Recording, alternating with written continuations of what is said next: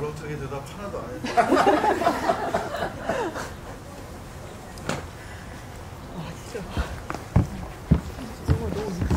네, 감독님 간단한 인사 말씀 부탁드리겠습니다. 네, 서울의 봄 연출한 김성수입니다. 늦으시기까지 긴 영화 이렇게 앉아서 끝까지 봐주셔서 감사합니다. 고맙습니다.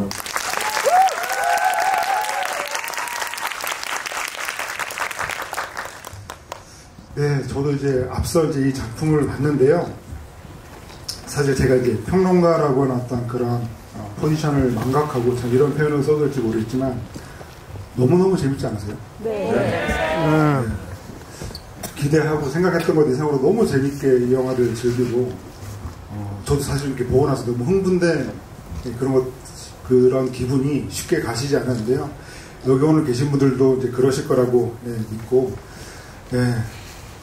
저는 또 전작의 아수라의 팬이기도 한데 아수리언 분들이 영화의 신이라고 부르면 김성수 감독님 이렇게 또 돌아오신 것 같습니다. 김성수 나왔습니다. 아무튼 오늘 뒤에 이제 감독님과 좀 대화를 나누고 이후에 이제 객석 질문도 받고 질문자분들에게는 이렇게 선물도 드리는 시간도 있을 테니까요. 네, 마지막까지 자리 잘 지켜주시면 좋을 것 같습니다. 일단 이 서울의 봄 일단 제목부터 그 시기에 대한 설명을 정말 간단하게 설명을 드리면 이제 1979년이죠. 11.26 사건을 통해서 유신 체제가 이제 붕괴되고 봄이 올 거라고 믿었지만 영화에서 보신 것처럼 이 신군부가 등장을 하면서 12.12가 벌어지면서 그 봄이 오래가지 못했죠. 그래서 프라하의 봄을 봄 따서 이제 서울의 봄이라고 하는 이름이 붙었는데 그 서울의 봄이라고 하는 기간은 그 해를 넘겨서 그 다음에 5.18 민주화 운동 전까지를 이르는 말인데 이 오늘 보신 작품에서는 10월 12일 그날 벌어졌던 9시간을 이렇게 영화로 만든 거라고 할 수가 있겠습니다. 어쨌건 첫 번째 질문은 아무래도 이 12.12 이날에 좀 주목하신 이유, 이 시기를 영화로 만들어야겠다고 결심하신 계기가 언제였을까 좀 여쭤보고 싶습니다. 제가 지금 이 영화 만들게 된 계기 말씀하시기 전에 한 말씀 드리려고 하는데요. 저희 이제 들어오기 전에 팀들하고 얘기했는데 오늘 뭐 지하철 파업도 하고 또 지금 시간도 이제 영화가 길어서 늦게 끝났거든요. 그러니까 지금 중간에 가셔야 되는 분들은 지금 앞에 빈자리에 내려와서 앉아 계시다가 나가시거나 아니면 이제 자기 시간 맞으면 그냥 편하게 그냥 나가시면 될 것 같아요. 지금 지하철도 이렇게 많이 안 댕기고 그러니까 일찍 가시는 분들은 너무 벅찬 감동을 갖고 가시는 걸로 제가 생각할 테니까 용감하게 그냥 이렇게 나가시면 됩니다. 역시 배려의 신부터 하시는 이렇게라도 말씀드려서 어떻게 동종표라도 받아보려고. 이 영화를 제가 만들겠다고 생각한 거는 사실은 이제 2019년에 시나리오를 처음 받았을 때고요. 그리고 이제 제가 하겠다고 한 거는 2020년 여름이었습니다.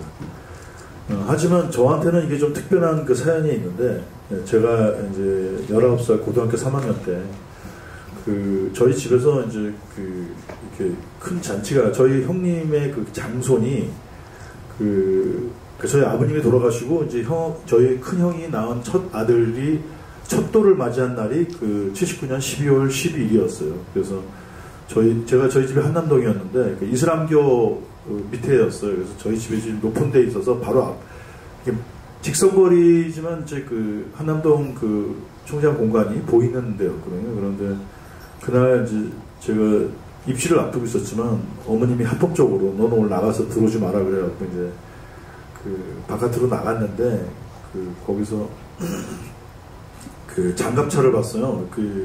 지금 현재는 제일기획이고 예전에는 거기가 뉴용산 관광호텔이었는데 그래서 장갑차를 보고 막 따라갔는데 제가 다니던 국민학교 초등학교 그때는 국민학교라고 했는데 그 학교 옆으로 가더라고요. 거기가 이제 외무공간 지금 육군참모총장 공간인데 그 앞에 있어서 제가 그거를 이제 호기심이 왕성할 때니까 보려고 6개월 넘어갔는데 6개월 중간에서 군인 아저씨들이 막더라고요.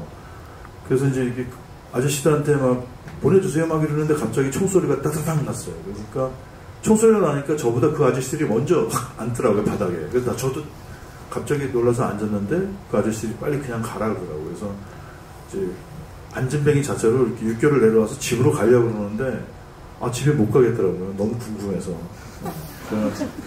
제가 그 공부에 대한 호기심은 없었는데 그런 싸움 구경은 너무 좋아해갖고 어렸을 때. 그래서 그 건너편에 있는 제 친구네 집 이제 옥상에 올라가서 그 추운 날인데도 오들오들 떨면서 사실 잘 보이지는 않았지만 그 총소리가 간헐적으로 들려오는 총소리를 계속 들었던 것 같아요. 그때 그 궁금증으로 너무너무 그 일이 지금 저 총은 누구를 향해서 어떤 사람이 왜 쏘는가가 궁금했는데 뭐 아시다시피 이 신군부가 이게 성공한 그 반란이기 때문에 그 이후에는 그 일을 꽁꽁 숨겼어요. 그런데 알고 싶었는데도 잘 몰랐고 그 다음에 뭐 아시다시피 그 사람들이 권력을 잡은 다음에 제 대학 시절에는 이제 뭐 그런 얘기를 할 수가 없었죠. 근데 제가 영화감독으로 데뷔하던 90년대 중반쯤 됐을 때 그 사실을 알게 되고 그때 그 김영삼 정권이 들어와서 그 사실을 밝혀버린 거죠. 그럴 때 제가 그 한 16년, 7년이 지나서 그 사실을 접했는데 너무 충격적이었어요. 왜냐하면 나는 그게 이제 어쨌든 대단한 일이라는 건 어렴풋이 우리는 알고 있었지만 아니 이렇게 우리나라 군부가 쉽게 무너져? 그것도 하룻밤 만에? 이렇게 무력하게? 그러니까 그 일을 벌인 사람들에 대한 분노는 뭐 저희 20대를 채웠던 내내 그렇지만 이렇게 쉽게 어처구니 없게 우리가 당했나? 이런 생각이 들어서 너무 화가 나고 너무 속상하고 그랬어요. 그래서 제가 이제 감독이 되면서는 이거를 영화로 만들면 되지 않을까라는 생각을 했는데 이제 90년대 뭐 초반은 뭐 그것이 밝혀졌어도 좀 그런 거를 영화로 할 수 있는 시대는 아니었고 그래서 이제 마음속으로는 이게 내가 그렇게 궁금했던 일이 이렇게 어처구니 없는가라는 게 늘 머릿속에 있었는데 그게 이제 2019년에 시나리오를 받아보고 근데 그 시나리오는 다큐멘터리처럼 돼 있었어요. 굉장히 잘 쓴 시나리오지만 그래서 그 시나리오를 그냥 하면 이게 이제 반란군의 승리의 기록이 될 수도 있다는 생각이 들어서 처음에는 좀 주춤했다가 한 1년쯤 지난 다음에는 제가 이거를 좀 장르 영화처럼 재밌게 만들어야지 그러면 사람들이 좀 많이 볼 수 있지 않을까. 그런데 그 재밌게 만드는 방법으로 이를테면 좀 전형적인 선과 악의 대결로 그리면 되지 않을까라고 싶었어요. 그리고 그 사람들의 만행 또는 범죄를 드러내기 위해서는 그들의 끝까지 맞섰던 그런 사람들의 얘기를 부각시키고 또 그들 중에 한 인물을 부각시켜서 그 사람의 눈으로 그날의 혼란스러운 상황을 목도하게 되면 이거는 관객들이 그들의 승리의 기록이 아니라 그들의 범죄의 기록을 낱낱이 목도하게 되지 않을까 이런 마음으로 하게 됐습니다. 대단히 많이 그랬습니다.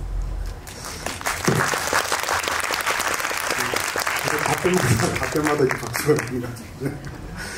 그래서 이제 영화 결심을 하시고 주인공으로 택한 사람이 바로 또 정우성 배우지 않습니까? 또 정우성 배우라고 하면 감독님의 작품이죠. 비트를 시작으로 태양은 없다, 무사, 그리고 아수라 이어서 이렇게 5번째 만남인데요. 이렇게 오늘 이제 이 영화의 어떤 결심에 대한 이유라 이런 것들 쭉 말씀해 주셨는데 그 자리에 정우성이라고 하는 사람이 있어야겠다라고 생각하신 이유가 뭘까 또 궁금해집니다. 정민 씨가 전두광 역할을 해준다고 했을 때는 뭐 전혀 걱정하지 않았어요. 제가 전작에서 박성배 한남시장도 했었고 그리고 아수라 끝나고 이제 2018년에 정민 씨가 하는 리차드 3세라고 섹스피어 연극 중에서 이제 가장 역사적으로 악랄한 왕이고 내면이 삐뚤어진 사람에 대한 연극을 봤는데 진짜 너무 잘하더라고요. 그러면 또 한 3년 뒤에 한 번 더 이제 캐스트를 바꿔서 한 연극을 다시 봤는데 더 잘하는 거예요.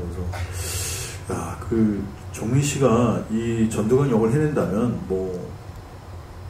정민 씨 이외에 다른 사람은 이걸 할 수 없겠구나라는 생각에서 했는데 본인이 처음에 좀 걱정했어요. 이게 정치적인 어떤 것도 있고 그런데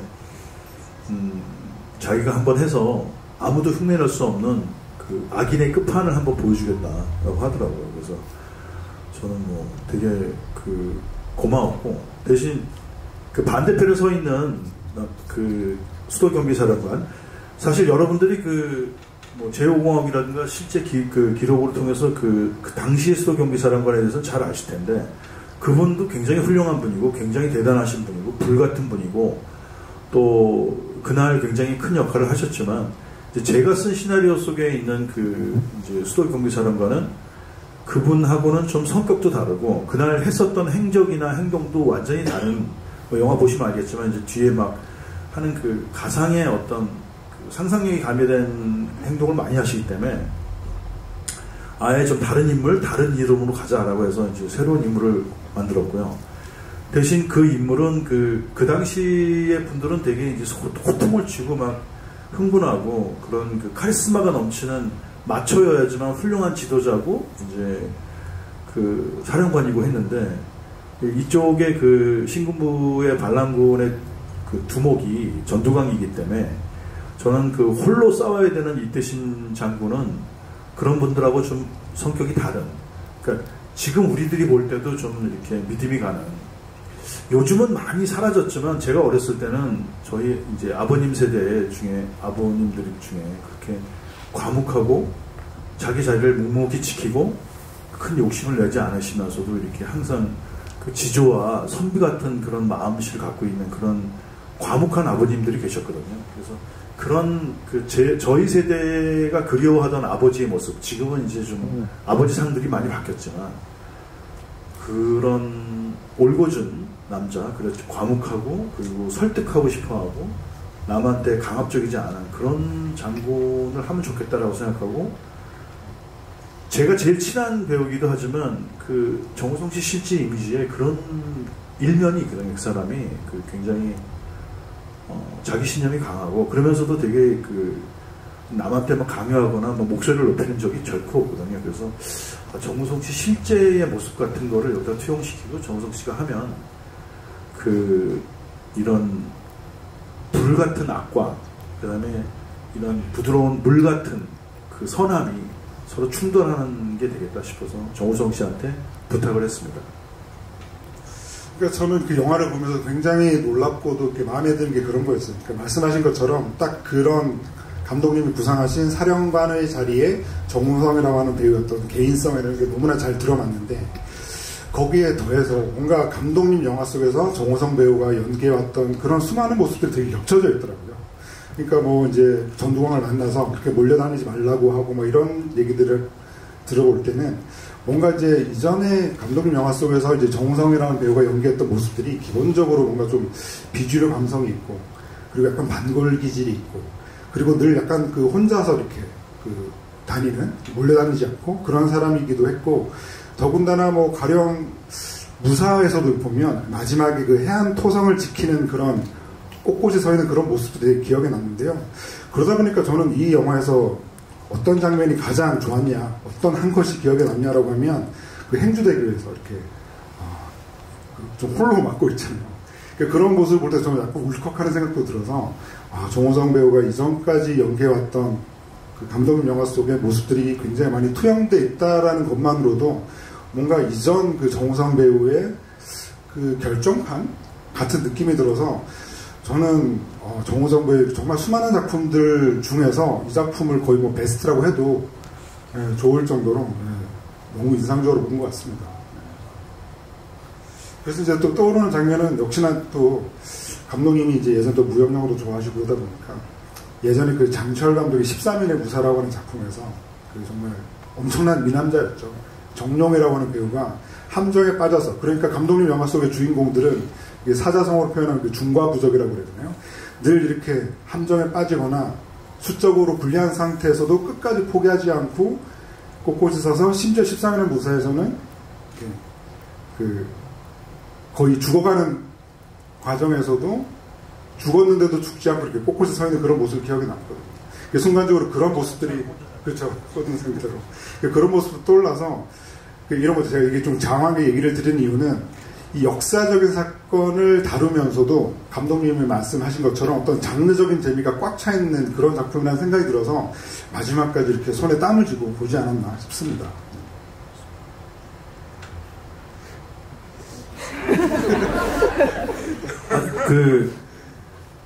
그러니까 아시아 영화의 전문가시니까 평론가로서 조 선생님이 근데 홍콩 영화 굉장히 좋아하세요.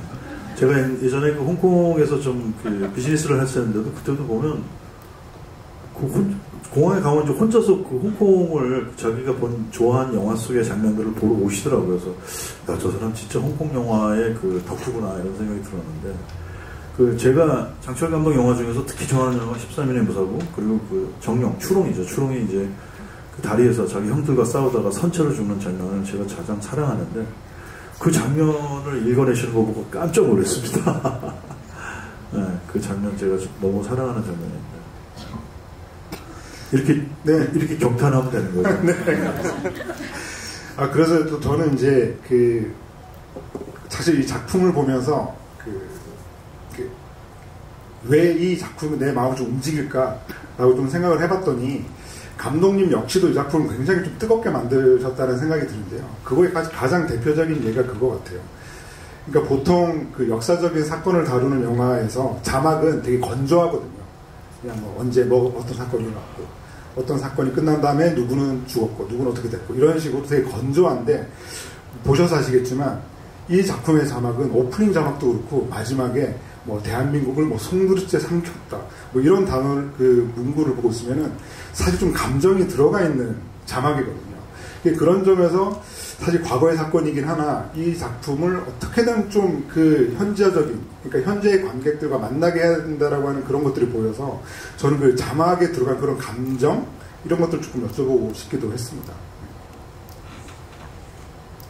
제목을 잘 못 썼는 바랍니다. 왜냐하면 영화를 좀 건조하게 찍고 싶었는데 이제 저도 영화를 다 만들고 보니까 저의 마음속에 있는 울분 또 특정 인물에 대한 어떤 저의 편견 또는 어떤 판단 이런 게 좀 영화에 많이 들어가 있다는 걸 보면서 왜냐하면 제가 이제 오랫동안 수십 년 동안 그 생각에 잠겨 있었기 때문에 저절로 영화에 그런 게 투영되지 않았나 싶고요. 그래서 저한테는 좀 거창하게 말하면 제가 이거를 그 겨울밤에 듣던 시간으로부터 지금 44년이 지났는데 44년 동안 이제 마음속에 응어리로 남아있던 숙제를 제가 이 영화로 이제 이렇게 답을 쓴 게 아닌가라는 생각이 들어서 그리고 이 영화를 사실 지금 특히 젊은 분들한테 좀 보여주고 싶었어요. 왜 그랬냐면 저도 그때 어린 나이에 이 일을 겪었고 그리고 그 일을 겪으면서 굉장히 굉장히 화가 나 있었던 것 같아요. 제 영화가 다 화가 있는 영화라서 그런데 왜 이런 일이 벌어졌지? 도대체 왜 이렇게 커다란 사건이 벌어졌지? 근데 그 사건의 상황으로 9시간으로 들어가 보니까 아니 이 사람들이 이렇게 행동하고 판단하고 결정한 거야? 제가 생각할 때는 그 당시에 대단한 분들이었거든요. 그냥 군인도 아니고 군인 중에서도 아주 최고의 층에 또 굉장히 엘리트고 똑똑하고 그런 사람들이라고 생각했는데 그분들이 그 시간에 그 소용돌이에서 그렇게 즉흥적으로 그렇게 돌발적으로 그렇게 눈치를 보면서 그렇게 대세 추종지에 빠져서 그런 결정을 내렸나? 근데 그로 인하여서 저의 20대는 80년대죠. 저의 20대는 그렇게 깊은 절망감과 또 그런 매캐한 그런 체류가스에 갇혀서 흘러가 버렸구나라고 하는 그런 좀 속상함이 내내 있었어요. 그래서 물론 이제 그로 인하여서 또 우리 사회가 그 당시에는 더 이제 민주화에 대한 열망이나 또 시민적인 각성이 있었는지 모르겠습니다. 그래서 하지만 저는 그때 어렸을 때 아무것도 철부지였지만 그때 친구 집 옥상에서 웅크린 채 듣던 총소리에 대한 의구심 이런 것들이 저의 인생에 굉장히 큰 영향을 미쳤기 때문에 지금 관객분들도 이 영화를 보고 나오면서 이 영화를 재밌게 본다면, 영화를 만약에 이제 장르영화처럼 아주 신나게 보게 된다면, 당연히 관심을 가질 것이고, 그러면 실제로 79년 12월 12일에 무슨 일이 있었는가라고 하는 이제 관심을 가지실 거고, 그래서 저의 오래전에 품었던 의구심과 이제 지금 극장을 나오는 젊은 관객들의 호기심이 이렇게 서로 만나는 그런, 저의 이제 희망, 그게 저의 이제 굉장히 원대한 희망으로 이 영화를 만들었죠. 그래서, 왜냐하면 그게, 이 이야기를 제가 여러분들한테 아무리 자세하고 훌륭한 이렇게 잘 설명을 하더라도, 여러분들이 실제로 관심을 갖고 역사 속으로 돌아가서 그거를 막 찾아보고 알아보고 막 그래야지만 이제 소위 말하는 현재와 과거가 깊은 대화를 나누는 진짜 역사 공부가 되지 않겠습니까? 그래서, 영화가 좀 길어갖고 재밌었는지 모르겠습니다. 네, 정말, 네. 그래서 말씀하신 부분 좀 이어보면, 저는 전두광의 세상은 그대로야 라고 하는 대사가 계속 이렇게 머릿속에 남아있는 그런 기분이 들었는데요. 그래서 두 배우에 대한 질문을 하나씩 드리면, 여기서 전두광은 어떤 순간에도 당황하지 않고, 아까 말씀하신 대로 악의 끝판왕을 보여주는 사람이죠. 그리고 안내상 배우가 연기하는 이제 선배가 되게 이런 묵두부자를 내뱉을 때는 사실 깡패들이잖아요. 군인들이 다 깡패들인데 우리가 깡패냐라고 하면서 되게 진정시키기도 하고, 어떤 순간에도 악랄하면서도 차분함을 유지하는 사람인데, 딱 한 번 이제 노태건에게 내 좀 도와줘라고 하면서 한번 좀 무너지는 것 같은 장면이 있어요. 저는 이제 그 장면이 궁금해서 딱 한순간 이제 그런 장면을 주셨던 이유가 뭘까 또 좀 궁금하게 됐습니다.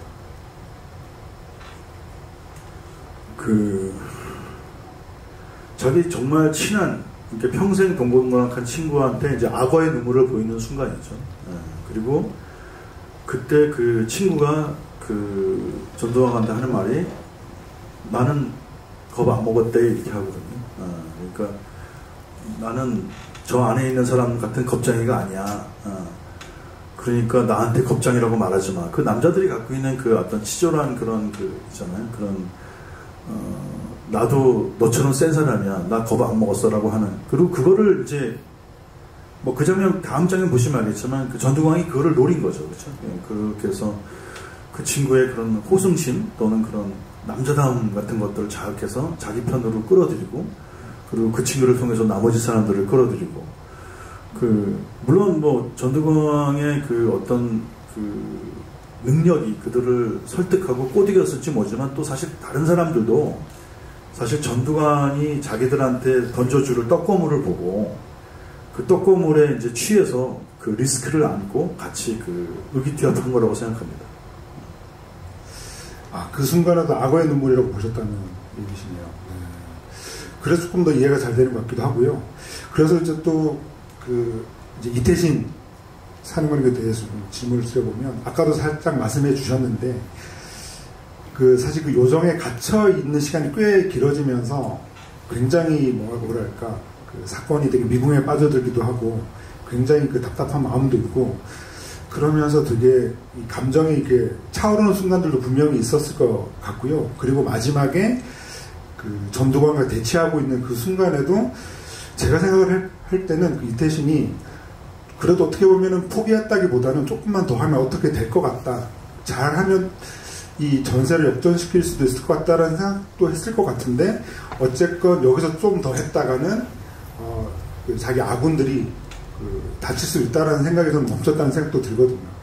근데 이제 정호성 배우하고도 좀 이런저런 얘기를 나누셨을 텐데, 이태신 사령관이 그래도 어떤 순간에는 한번 좀 내지르는 순간이라 그럴까? 이런 것들이 들어야 된다라고 이제 생각을 하지 않으셨을까? 근데 그런 것도 어떻게 보면 연출자가 꼭꼭 누르는 순간들이 있었을 거기 때문에 이렇게 된 것 같긴 하거든요. 그래서 이제 이태신 장군의 끝까지 유지하고 있는 그런 평정심, 이런 게 좀 궁금했습니다. 이태신 장군이 마지막에 이제 전두광을 향해서 돌진해 갔을 때, 그때 진짜 멱살잡이를 하거나 아니면 총을 한 번이라도 쏘거나 아니면 막 진짜 원 없이 욕을 퍼부어주거나 막 이렇게 하라는 요구가 정말 많았어요. 제가 같이 일하는 스태프들이나 배우들이 대부분 이거는 이렇게 표현하면 안 된다라고 했는데 저는 거기서 이제 이태신 장군이 감정을 폭발해서 막 이렇게 하는 것보다 저는 그 장면은 사실은 제 영화 속의 전두광은 이제 그 실존인물과 다르긴 하지만 또 그 실존인물로부터 출발한 사람이기 때문에 그러니까 이런 일을 저지른 악당에게 꼭 한마디를 해줘야 된다고 생각했어요. 근데 그 한마디가 주먹보다 더 강한 한마디가 뭔가를 저는 이제 혼자 좀 생각을 했고, 그게 이제 그 사람의 삶의 인생을 부정하는 말을 해주면 어떨까. 그러니까 예를 들어서 누가 저한테 와서 넌 영화 감독으로 또 인간으로 자격이 없다. 그러면 제가 진짜 제 삶 전체가 부정당하는 거잖아요. 제 생애가 의미가 없어지고. 그래서 그런 어떤 말을 해줘서, 그리고 사실 그 마음은 제가 이제 그 사람들한테 하고 싶은 저의 말이기도 하죠. 그래서 그 얘기를 했더니 나중에는 이제 우성 씨가 자기도 이제 여러 가지 생각을 했었는데 이 말이 제일 적절하고 함축적인 것 같다라고 이제 동의를 해줘서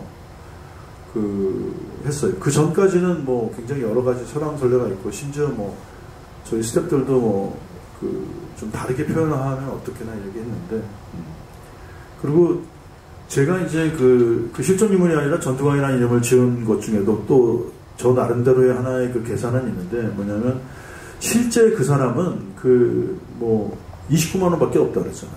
그 사람은 정말 우주 최강의 뻔뻔한 사람인 것 같아요. 그 뻔뻔함이, 그러니까 이제 절대로 이제 반성한 적도 없고, 그들 세력 중에서도 단 한 명도, 대법원 판결까지 받았으면도 단 한 명도 속죄하거나 이제 그때 자기들끼리 어떤 일이 있었는 거를 밝힌 사람이 없거든요. 다행히 그 사람들이 밝힌 사람이 아무도 없기 때문에 제가 믿지도 않았겠지만, 그래서 저는 마음대로 그 사람들끼리 어떤 행동을 했는가를 저는 마음대로 그릴 수 있었는데,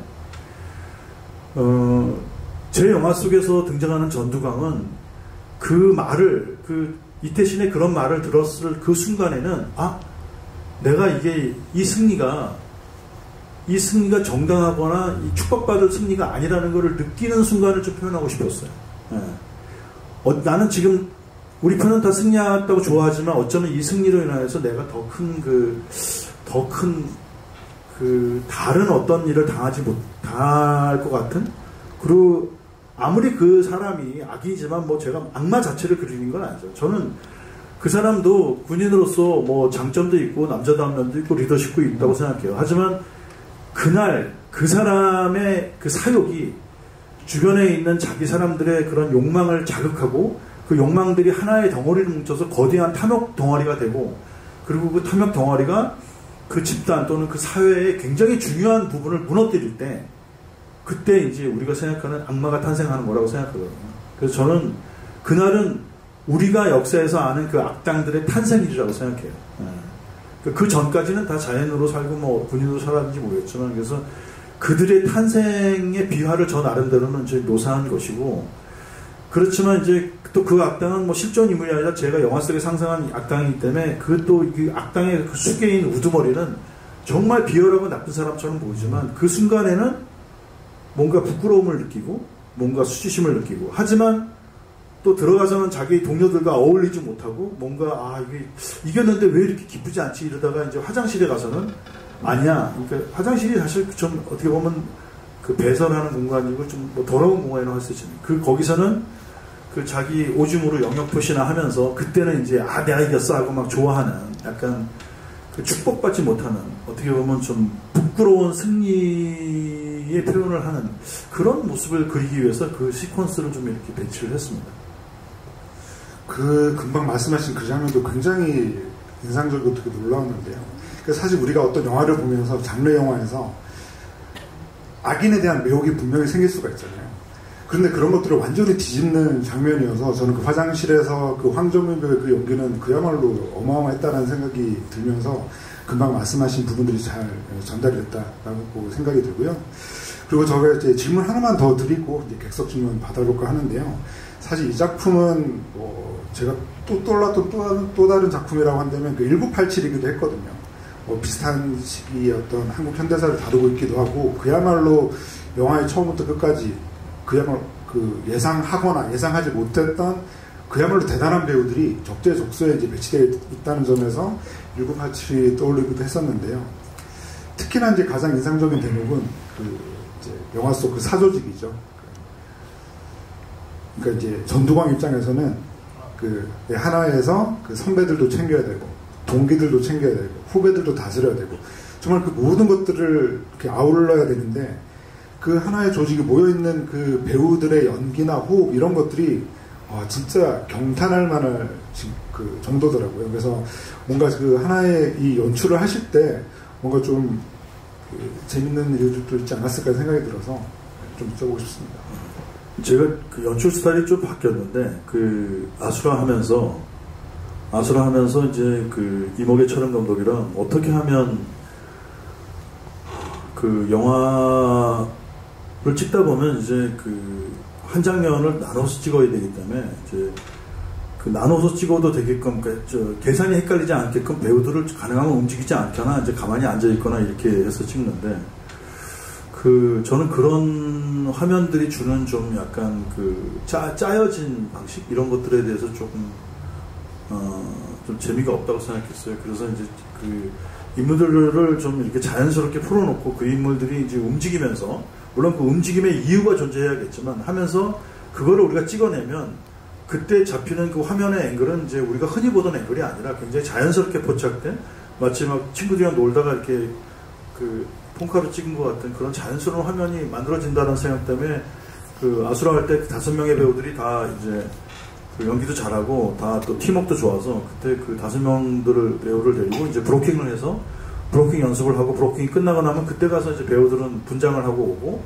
우리 그 사이에 이제 화면 세팅을 마친 다음에 그걸 찍고 하는 방식을 했는데 그게 저희들은 뭐 아수라는 사실은 뭐 아주 극소수의 사람들한테만 그 호응을 얻었지만 저희들끼리는 굉장히 그 아수라 촬영하는 방식이 좋다고 생각을 했어요. 그래서 이번에 그 서울의 봄 때도 그걸 적용하자 했는데 이제 숫자가 너무 많은 거예요. 나오시는 분들이. 그래서 그 저는 이제 유명한 분들, 연기 잘하시는 분들 위주로 뽑았지만 되도록이면 이제 그 여러분들한테는 알려져 있지만 진짜 연기 고수들, 또 연극 경력이 많으신 분들. 그러니까 그 왜냐면 촬영하기 전에 1시간밖에 시간이 없거든요. 그러니까 그 짧은 시간에는 그 브로킹 라인과 그런 움직임, 또 그 움직이면서 대사를 치는 능력을 갖고 있는 그런 분들 위주로 이제 뽑았습니다. 근데 그런 분들을 한 60명이 필요하더라고요. 그래서 서울에 보면 정말 그 오디션도 보고 또 캐스팅하는 과정이 그야말로 뭐 영화 만드는 과정만큼이나 힘들었어요. 그래서 다만 이제 그 배우들이 너무 훌륭해. 뭐 어떻게 보셨는지 모르지만 배우분들이 너무 잘하셔갖고 그리고 너무 잘 이해가 되고 또 그분들이 되게 유명한 분들인데도 그 서울에서 다른 드라마 찍다가 이제 우리가 그 지방에서 찍고 있을 때 또 막 그 불원천리 달려와 주셔서 대사 한마디도 없는데 뒤에서 왔다 갔다 하는 막 뒤에서 웅성웅성거리는 거 찍어주고 또 올라가시고 막 이렇게 했는데 제가 1년 내내 편집하면서 보면 그 배우들이 그 화면에 보이지 않는 순간에도 거기서 적세적소로 다 이렇게 그 부글부글 끓는 연기를 다 해주고 있더라고요. 그래서 진짜 너무 근사했어요. 그러니까 그렇게 마치 그 최고의 그 연주자들과 같이 오케스트라를 구성한 그런 그 지휘자가 느끼는 그런 쾌감이나 그 어떤 행복감 같은 거를 느꼈습니다. 다만 이제 앞으로는 이렇게 많이 나오는 사람 많이 나오는 거 안 하려고 너무 힘들었어요. 근데 정말 그 한국 영화계에서 군중신 연출에 관해서만큼은 김성수 감독님의 어떤 노하우나 이런 연출력이 가장 대단하시지 않나라는 생각이 들 정도로 그 장면들이 되게 인상적이었고요. 그러니까 장르적인 서사의 진행뿐만 아니라 그 배우들의 어떤 미세한 표정이나 이런 것들이 너무 그 절묘해서 그 연기를 보는 쾌감 자체가 굉장히 컸던 것 같습니다. 네, 그럼 그 질문 있으신 분들 질문 받아볼까 하는데요. 네, 여기 일단 제일 앞에 계신 분 받겠습니다. 저 화장실이랑 이게 엮이면서 황성민 씨 연기가 너무 역하게 느껴졌는데 사람 자체가 너무 역하게 느껴졌는데 이게 그 연기를 더 지시한 부분이 있는지 아니면 황정민 씨가 이렇게 하고 싶다고 해서 해왔는 연기인지 그게 너무 궁금해서요. 그 제가 이제 자주 쓰는 표현에 그 황정민이라는 사람은 마법사고 마술상자고 요술램프라는 말을 해요. 그러니까 그 우리나라에 이제 그런 배우분들이 몇 명 계시죠. 근데 그 황정민이라는 배우는 그 아주 독보적인 것 같아요. 그 에너지나 그 해석력이나 그러니까 그렇게 완벽한 그 자기의 세계를 갖고 있는 해석력을 갖고 있는 배우이기 때문에 그런 사람을 쓸 때 감독이 할 수 있는 거는 그 제가 악보를 주고 황정민이라는 악기가 연주하는 거를 듣는 거죠. 네. 그러면 그거는 이제 흔한 연주가 아니라 그 사람만이 해낼 수 있는 연주가 나오니까 저는 악보를 주고 그 사람이 연주하는 음악을 듣는 수밖에 없거든요. 근데 그럴 때마다 그 아수라 때도 그랬지만 이번에도 그 아주 경탄을 금치 못해요. 이 사람은 천재구나. 그 엄청난 에너지가 있고. 그래서 그 뭐 제가 특별히 주문하기보다는 그냥 정민 씨가 어떻게 생각하세요? 한번 보여주세요라고 하면 대부분 마음에 드는데 그런데 화장실 연기는 좀 그 충돌이 있었어요. 저하고. 그래서 뭐 그 거의 촬영을 3시간을 접으면서 둘이서 깊은 대화를 나눴어요. 근데 그 저희가 둘이 대화를 나누는데 그거를 스태프들은 심각한 상황이잖아요. 감독이랑 주연 배우랑 그러면 이제 그거를 좀 이렇게 심각하게 받아야 되는데 그 2명의 전두광이 얘기하고 있다고 그래서 막 사람들 모든 스태프들이 다 그거를 사진으로 찍고 막 영상으로 찍어갖고 그 한 명도 안 빼고 그래서 저한테 다 보내주고 그랬는데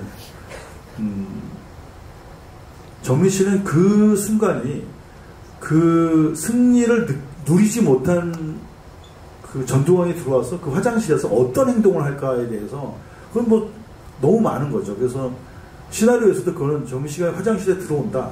그럼 화장실이 당신이 뭘 할지는 당신이 정해라라고 했어요. 그래서 그걸 우리가 항상 비워놓고 얘기했는데 그 해석에서 이제 서로 이게 좋은가 저거니까 막 수없이 얘기했어요. 근데 그걸 다 찍을 수는 없으니까 그러다가 이제 그 웃으면서 들어오는 게 어떻겠나.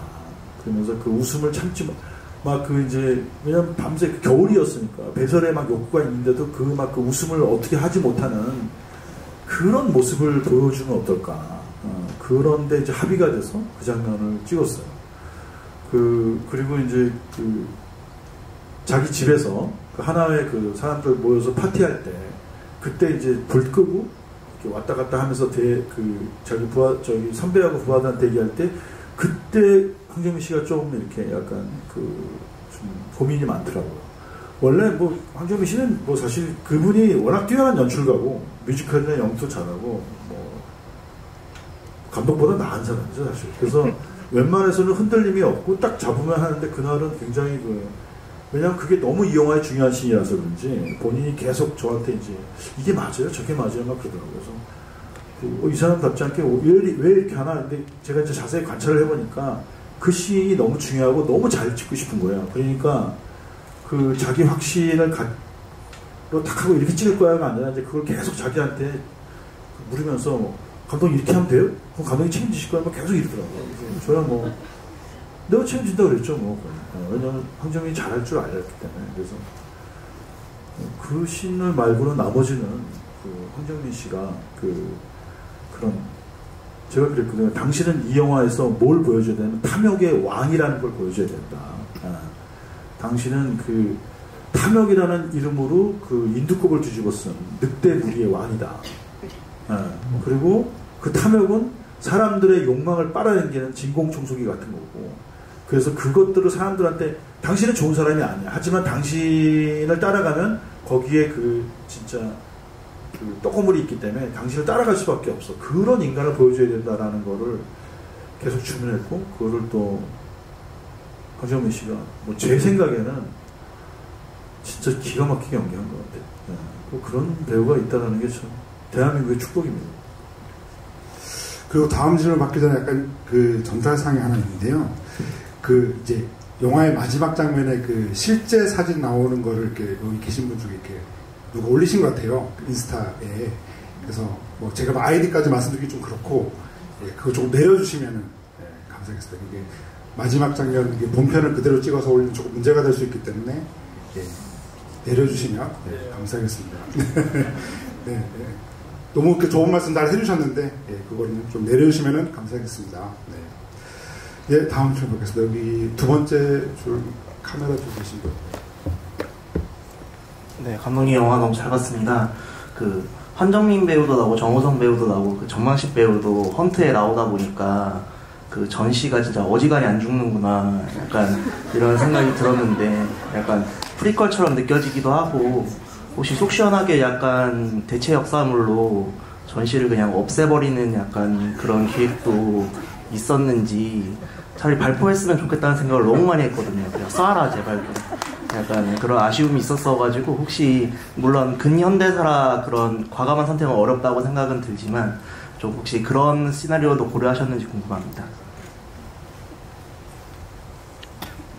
제가 되게 좋아하는 영화 중에 바스터즈라는 영화가 있거든요. 그 영화가 그 히틀러를 죽일 때 느끼는 쾌감이 있잖아요. 그래서 우리 영화도 이제 그런 제가 이제 원래 실존 역사에서 이제 각색을 많이 하면서 그런 얘기를 하시는 분들이 있었는데 저는 또 어떻게 생각하면 그런 대차 역사를 통해서 이제 우리가 그 응어리와 원수를 갚는 거는 오히려 또 쉬운 일이라고 생각했어요. 그리고 저는 여러분들이 영화를 보시고 어떤 분이 올렸다 그러지만 이제 그분이 지금 내리셨다고 믿고 있고 이제 그들의 그 기념사진 있잖아요. 그 사람들은 그거를 이제 자기들이 군사 반란을 성공시키고 그거를 이제 축하하는 자리로 찍은 사진이잖아요. 그 사진을 볼 때 제가 저 사람들은 자기의 승리의 기록을 저렇게 자랑스럽게 찍어서 저걸 역사에 남겼구나.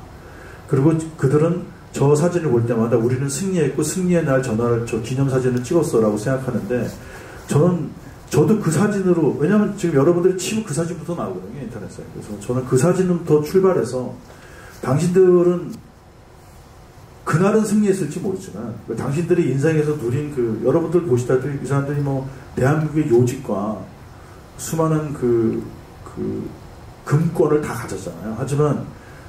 하지만 그 인생은 그렇게 긴 게 아니거든요. 당신들의 생각은 정말 찰나처럼 짧은 거고 역사에서 당신들은 영원한 패배자로 기억하게 될 것이다 라는 것이 제 이 영화의 가장 주된 이유 중에 하나였어요. 그래서 저는 이 영화가 제가 마음껏 상상력을 펼친 부분은 있지만 영화가 끝날 때는 제가 시작했던 그 기록으로 다시 돌아오고 싶었어요. 그래서 마지막에 그들이 찍는 장면도 영화 속에서 재현을 했고, 그리고 이제 여러분들이 영화가 다 끝났다고 생각했을 때, 다시 이제 그 사진을 통해서, 우리들은, 그러니까 스태프들이 나오니까 이제 영화 다 끝난 거잖아요. 하지만 우리들은 그 사진으로부터 출발해서, 이런 상상력을 펼쳤다. 그러니까 여러분들도 그 사진으로 가셔서, 그들이 했던 그 승리의 기록이 정말 승리의 기록인지, 그리고 왜 우리가 그들한테 패배했던 건지, 그리고 우리는 또 이런 것들을 반복하지 않을지, 이렇게 좀 그런 반문을 던지고 싶었어요. 그래서 대체 역사의 아이디어가 나왔을 때는 저는 그거는 저로서는 받아들일 수 없었어요. 예, 또 이어서 질문 받겠습니다. 저기 노란색 같은데요. 수고하셔서 감사합니다. 아까 황정민 배우님께서도 애드립으로 하시는 부분이 있다고 말씀하셨잖아요. 반대로 황정민 배우님과 대립되는 정우성 배우님은 혹시 감독님이 시키신 게 아니고 본인이 원해서 연출했던 부분이 있는지 궁금해서 질문 드립니다.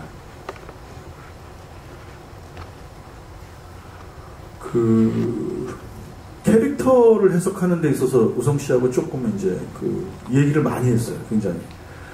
우성 씨가 좀 불편해했던 것 중에 하나가 있는데 저한테 나중에 이제 영화 찍을 때 중간쯤에 그러더라고요. 아니 감독님, 내 캐릭터를 내 연기에 집어넣으라고 하는데 어차피 배우가 연기를 하면 자기가 갖고 있는 소재를 갖고 연기하는데 왜 자꾸 나의 진짜 모습을 여기다 넣으라고 하십니까? 라고 하더라고요. 그래서 아니 너 평상시 하던 거 그냥 여기다 넣으면 되지 않아? 라고 했는데 이제 저도 그렇게 말하면서도 이제 제가 생각해 보니까 배우는 사실 자기 자신으로부터 출발해서 어떤 역할로 가는 거잖아요. 그리고 황정민처럼 정말 연기를 잘하는 사람, 진짜 그 사람은 타고난 배우지만 그래서 황정민 같은 배우는 막 진짜 0.1초 만에 어떤 배역 속으로 확 들어가 버릴 것 같은 그런 에너지와 자신감이 있거든요. 그런데 이 영화에서는 황정민 씨도 매일 4시간 동안 분장을 해서 그 모습을 쓴 다음에는 이제 그 가면을 통해서 자기가 생각하는 그 탐욕의 왕이라는 캐릭터 안으로 들어가는 거거든요. 그 4시간의 분장 동안에 그 사람은 굉장히 힘들겠지만 그 4시간이 지나고 나면 그 문이 열리면서 그 캐릭터 안으로 들어가는 거죠.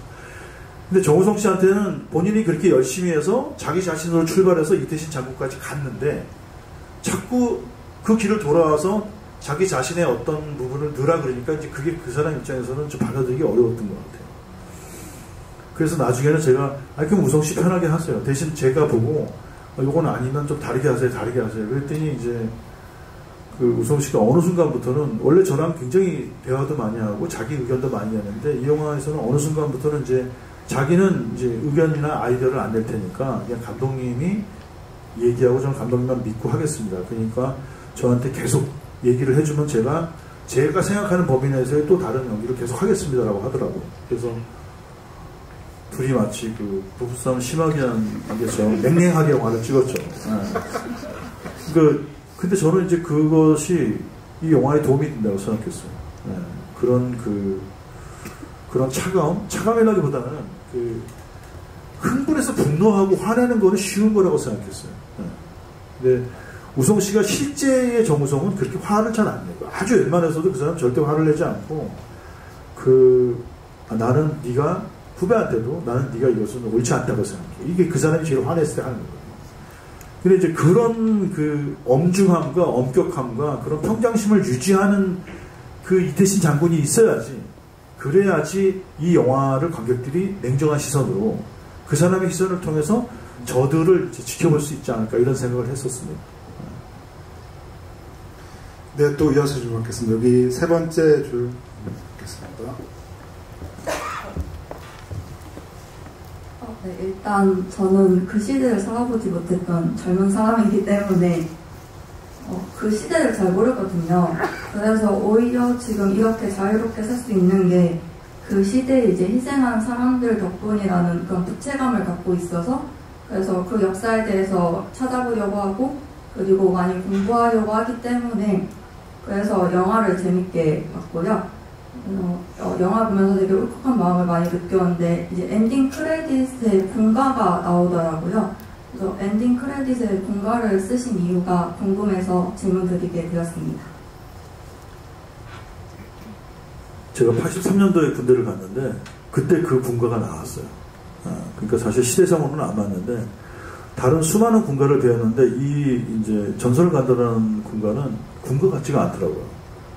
굉장히 가사도 슬프고 이렇게 사실 군가는 군인들한테 용기를 불러넣어서 총알이 쏟아지는데도 가서 죽어라 이렇게 하는 게 군가잖아요. 용군가. 근데 이 대사는 마치 그렇게 한 군인이 그 슬픔과 그 아픔과 이런 걸 다 느끼면서도 하지만 내가 그래도 계속 이 전쟁터에 남아야 돼라고 하는 그런 내용처럼 노래도 그렇고 가사도 그랬어요. 그래서 저도 모르게 저거 사실 군가를 되게 싫어합니다. 근데 이 노래의 음조와 이 가사를 저도 모르게 이렇게 군대에 있을 때 계속 흥얼흥얼거리더라고요. 그래서 이 노래를 제가 굉장히 사랑하게 됐어요. 군가 진화피로. 제가 이제 군사문화나 군가를 너무 싫어하지만 그래서 제가 어디 가서 이제 얘기할 때 항상 나는 군가는 다 안 좋지만 이 군가는 너무 좋아요. 항상 얘기했는데 이번 영화를 딱 할 때 그 생각이 딱 나더라고요. 이 노래를 반드시 써야겠다라고 해서 이 노래를 이제 제일 먼저 음악감독 이재진 씨, 아수라 했던 이재진 씨랑 미팅할 때 이 영화 음악을 만드는데 딱 하나는 이미 정해졌습니다. 라고 해서 뭐냐 그래서 그 전설을 간다 들려줬어요. 그랬더니 듣더니 이렇게 좋은 군가가 있었어요. 해갖고 이 군가가 사실은 그 마지막에 나오지만 합창으로 나오지만 이 영화 안에 여러 번 나옵니다. 거기서 이제 변형된 음계나 이제 그런 어떤 순간들을 이렇게 짜집기해서 이 영화 안에 나오는 이태신 장군이 계속 장애물을 넘어가잖아요. 바리케이트를. 그때 나오는 그 음악도 전설을 간다에 나오는 되게 중요한 음계를 따라서 만든 거고. 그래서 전설을 간다랑 관련된 음악이 이 영화 한 6번 정도 나오는 것 같습니다. 네. 그래서 아마 중간에 이렇게 그 음계가 익숙해지셔서 남자분들은 뭐 이 음악을 잘 알고 아마 마지막에 나올 때 더 각인되시지 않았나 싶습니다. 네, 또 질문 보겠습니다. 마이크 드신 그 옆에 분? 네. 이 영화 정말 잘 봤습니다.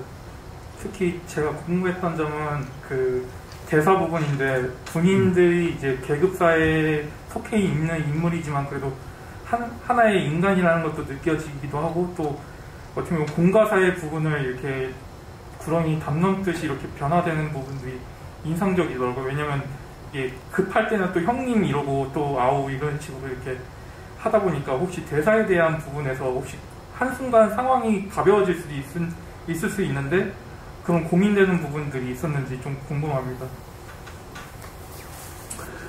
그 당시, 그러니까 70년대 후반의 문화에서는 그런 형, 동생, 형님, 이렇게 하는 게, 저도 지금 이제, 저도 그 시대에 가까운 사람이라서, 저 친한 사람들한테 형님, 이렇게 얘기하거든요. 네. 그 시대의 언어 중에 하나였고, 특히 그 하나회 같은 경우는 이제,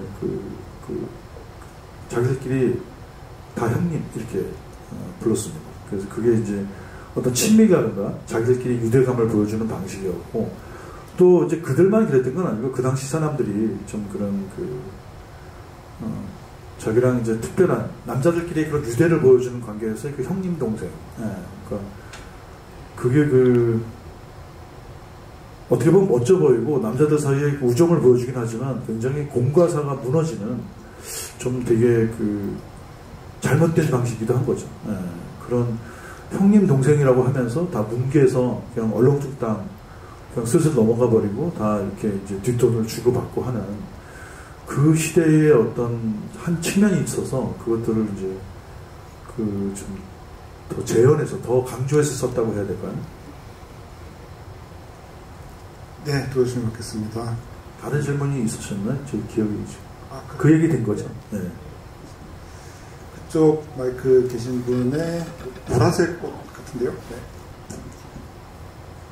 우선 영화 너무 넉넉하지만 너무 잘 봤고요. 두 사람의 대립 외에도 제가 봤을 때는 대교를 막는 시민들이라던가 마지막까지 그렇게 벙커를 지키는 군인 등 다양한 보조적인 부분들이 눈에 많이 띄었던 것 같은데 그런 이태신과 전두광의 두 사람의 대립 외에 보조적으로 영화를 제작하시면서 신경 쓴 부분이 무엇인지 조금 궁금합니다.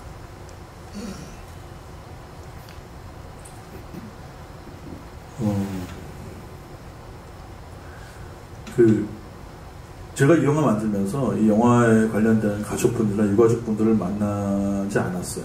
왜냐하면 일단 뭐 피해자든 가해자든 너무 많은 사람을 만나야 했고요. 그렇다면 그리고 그분들이 다 다른 식의 반응을 하셨을 것 같아서 그 역사에 드러나고 널리 알려진 부분들에 근거한 것을 하면서 거기서 이제 또 제 상상력을 가미해서 했기 때문에 이 정도는 표현하면 되겠다 싶어서 이제 제가 자의적으로 했는데 근데 그 중에서 사실은 좀 제가 특별히 여러분들이 영화 보시면서도 좀 이상하지만 영화가 가장 하이라이트일 때 약 한 8분 가까이 영화의 주인공들이 나오지 않는 장면이 있습니다. 그게 바로 특전사에 있는 그 사령관과 그 부관이 싸우다가 같은 부대 사람들한테 이제 사령관은 부상을 당하고 그 부관은 총격을 맞아 죽는 장면이죠. 그분들이 이 영화의 주인공은 아니지만 저는 12.12의 최대 피해자가 그 두 분이라고 생각해요. 그리고 저는 그 두 사람이 진짜 군인이라고 생각합니다. 그러니까 우리가 생각하는 내가 만약에 나를 지켜주고 왜냐면 군인이라는 거는 사실 국민들이 합의에 의해서 무력과 살상 무기를 사용할 수 있는 권능을 부여한 거잖아요. 그러니까 너는 총도 쏘고 다 하고 어떤 것도 할 수 있지만 대신 그것은 우리들을 위해서 나라를 지키거나 국민들을 위해서 사용해야 된다는 대전제가 있는 거거든요. 근데 그날 12월 12일 날 대부분의 군인들은 반란을 일으킨 소수의 군대들한테 다 넘어갔어요. 왜냐면 무서워서 그런 것도 있고 눈치 보기도 있고 다 그렇잖아요.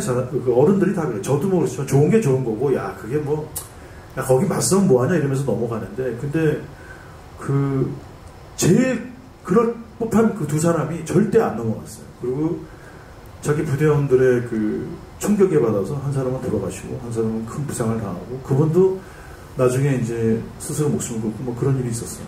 근데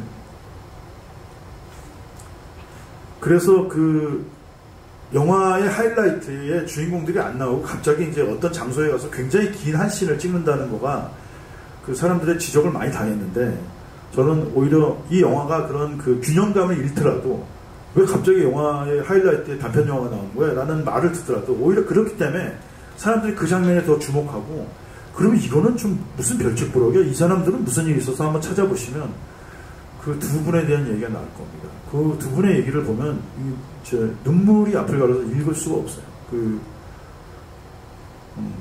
제가 진짜 그 위대한 군인들이라고 생각하고 정말 존경하고 또 그분들이 그런 일을 당한 거에 대해서 너무 안타깝게 생각하고 그리고 그 두 분이 당한 일이 바로 12.12라는 사태가 당한 거예요. 하극상, 동료에 대한 살상, 또 그런 그 특공부를 배운 사람들이 자기 그 아버지 같은 사람과 자기 동료를 향해서 그 무차별 난사하고 이러는 그런 일을 했기 때문에 그 다음에 이제 또 광주에서도 나쁜 일이 벌어진 거죠. 그러니까 이제 그래서 그 장면이 저한테는 좀 각별한 장면입니다. 물론 이제 영화에서는 뭐 조연급이고 특별 출연들이지만.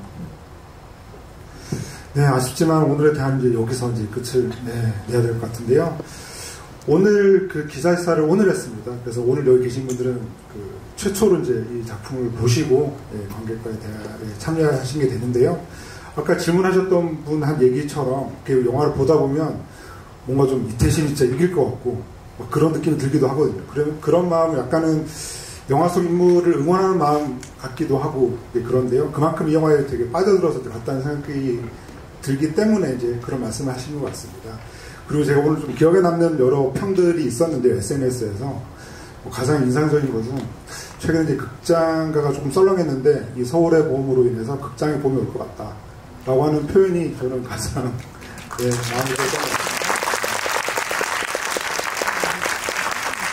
저는 이 작품을 좀 많은 관객이 보시고 더 많은 대화를 나눠야 되는 그런 작품이 아닌가라는 생각이 들어서 오늘 그 끝으로 그래서 감독님 말씀 마지막 마무리 말씀 듣고 마치도록 하겠습니다.